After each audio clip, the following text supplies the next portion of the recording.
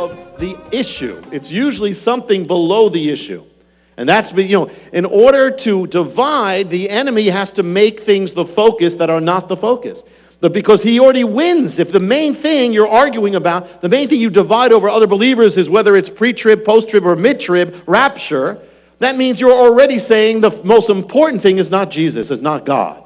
Because then, if it was, you would have unity and say, okay, we can disagree on that. But if that's the main thing, you're already saying he's not the most important thing. You've divided.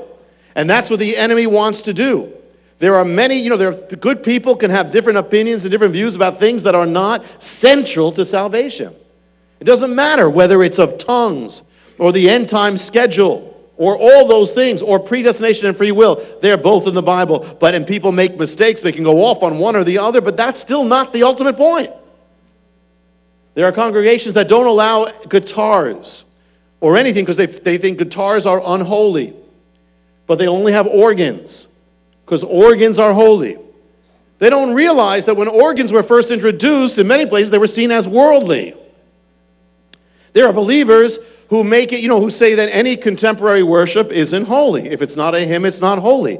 These are man-made rules, and the hymns were once contemporary music. It's fine. God isn't looking at that. He's looking at your hearts. There are churches that don't believe in any music at all. Do you know that? They believe any music is carnal. You can divide over anything, get your issue, anything. It can be also another kind that the enemy seeks to do. Wow. I don't know if you're watching the screen, but don't watch. The ultimate thing, there can be issues also of personal things, offense. You feel that you were passed over. The enemy wants to get right in there.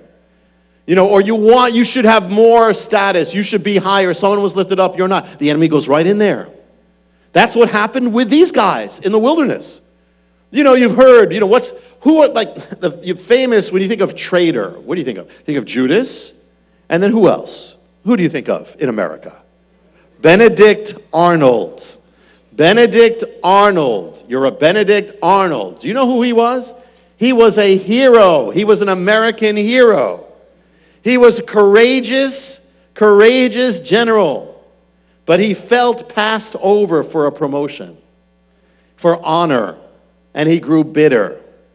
He ended up getting influenced by the others and by the British, and he betrayed his country. But it began with if he didn't do that, he would be known as an American hero today. When people feel they should be lifted up, beware of ego, because the enemy loves that. The enemy, that's who he is. When he sees that same spirit, he goes with it. He's behind it. I've seen it many times. I believed I was once speaking to a man, it was from another ministry, but he just went through how he always should have been promoted and was never promoted and all. And what he did is he engaged in division.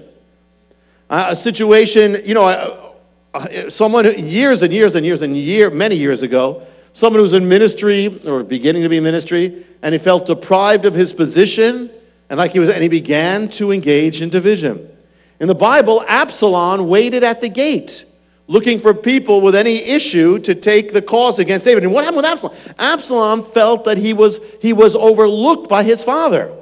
He was judged because of what he did. And before that. So that's how it sowed this thing. And I remember, the one who I just mentioned, and he would kind of stay, it would be like Absalom. He'd stay outside and say, do you have any offense with this ministry? It was kind of like that. And then one day someone wrote to me and said, take him back into the ministry. And the scripture they gave me was when someone wrote to David and said, took back Absalom. I said, that's not a good scripture if you want him back. The wanting of position. I've seen where sometimes a believer will talk against another believer because they want their position. It has no place in the kingdom. I've seen women talk about women who want their position. It has no place in the kingdom. There was a man who came into the ministry once, and he would flatter me, and he would put down Gary. And I would say, stop, what's going on here? And he wanted to replace Gary, is what he wanted. And then when I said no to what he was doing, he went to Gary and started talking about me. And finally he tried to start a ministry at his house secretly. He didn't tell us, And then while he ended up leaving, and a while later I got a call from a pastor saying, do you know about this guy? Because he's causing problems here in our congregation. I said, yeah, I do know about him. And then it happened again and again and again. You know, in Corinthians, it says, you know, Paul says, you say, I am of Apollos, I am of Peter, I am of this. Everybody divides over.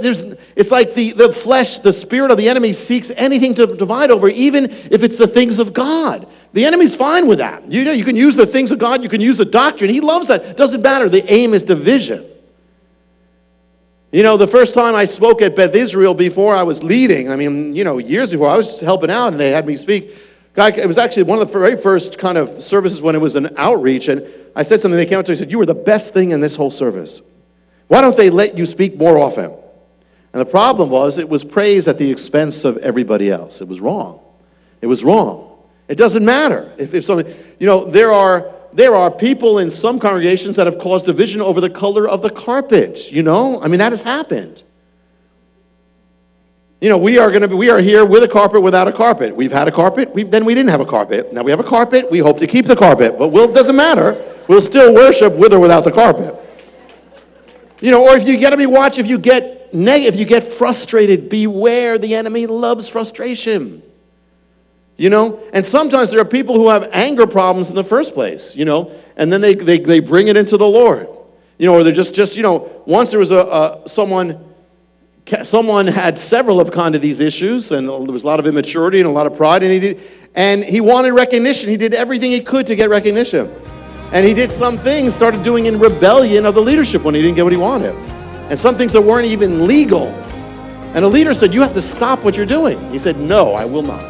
Then the leader told him the story of Korah and the others and the rebellion. And you know what he responded? He said, well, what happened to them? In other words, if they came out okay, maybe I'll keep doing this. He said, well, they got swallowed up. He said, well, all right, maybe I won't keep doing this. Some people have problems with authority.